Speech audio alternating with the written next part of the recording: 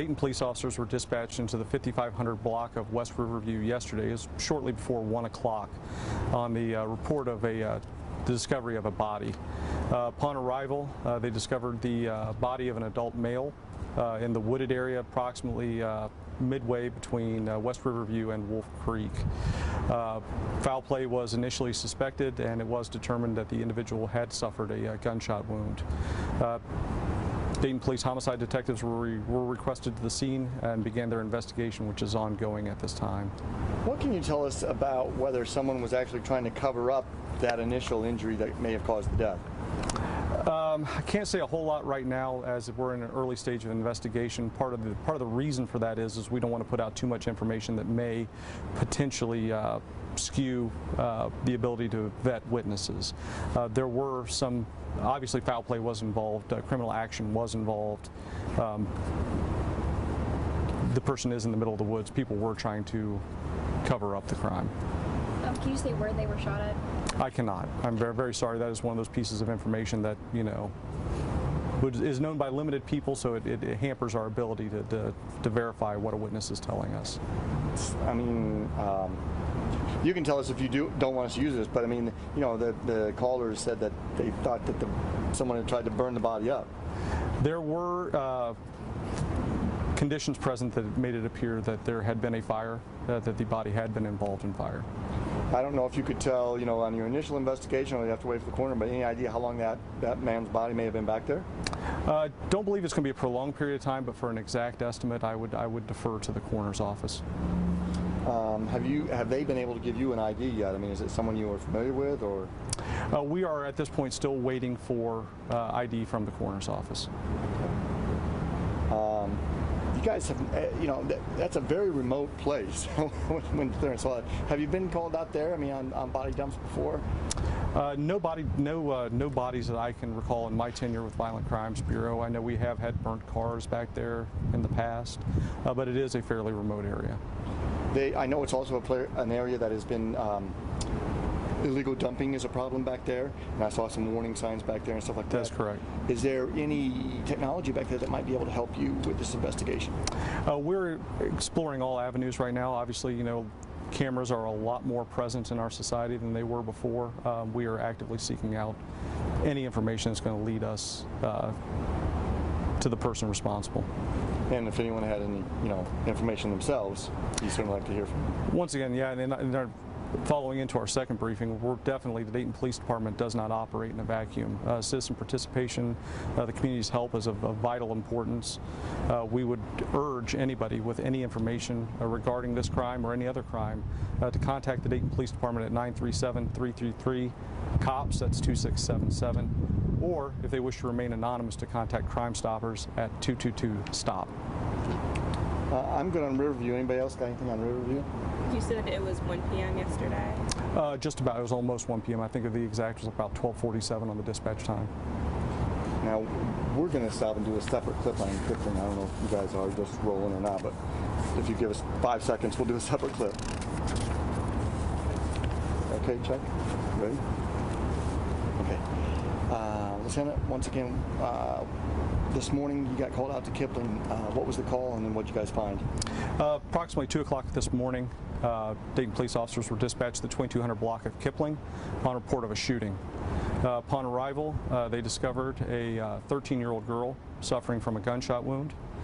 Care was provided. Medics were requested to the scene, and this child was transported to the hospital, where she unfortunately died as a result of her injuries.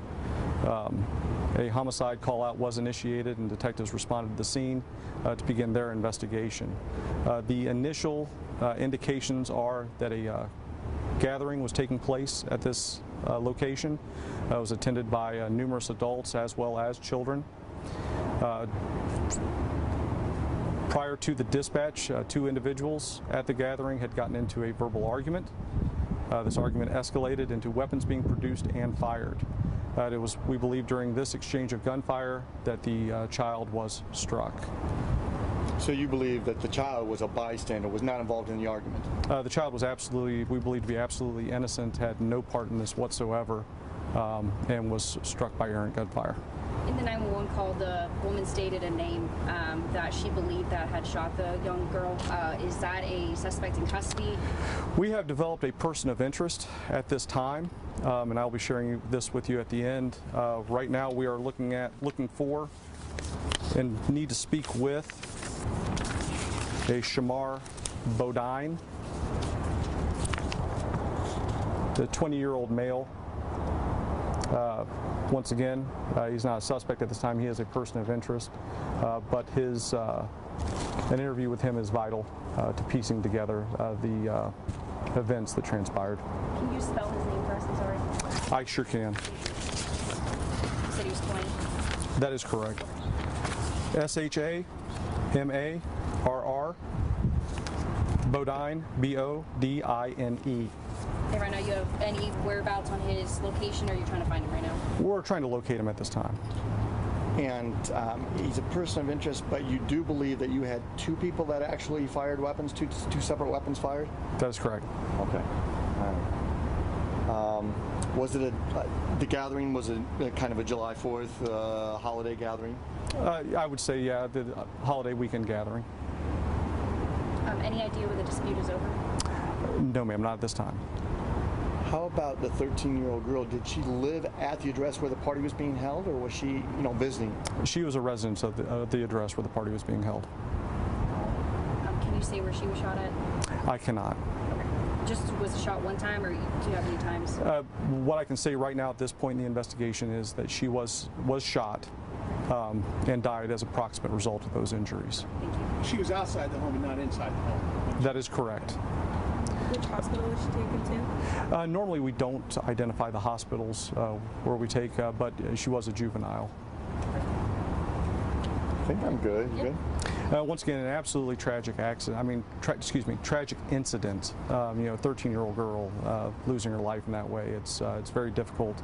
We are very hopeful that the community can help us out with this case as well. Young girl, very innocent.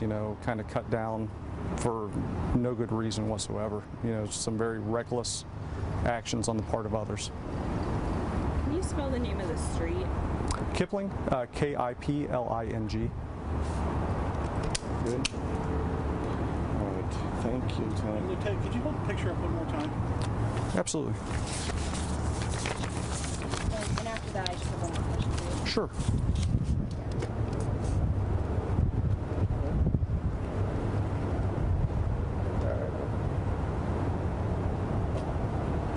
I'm good, thank you.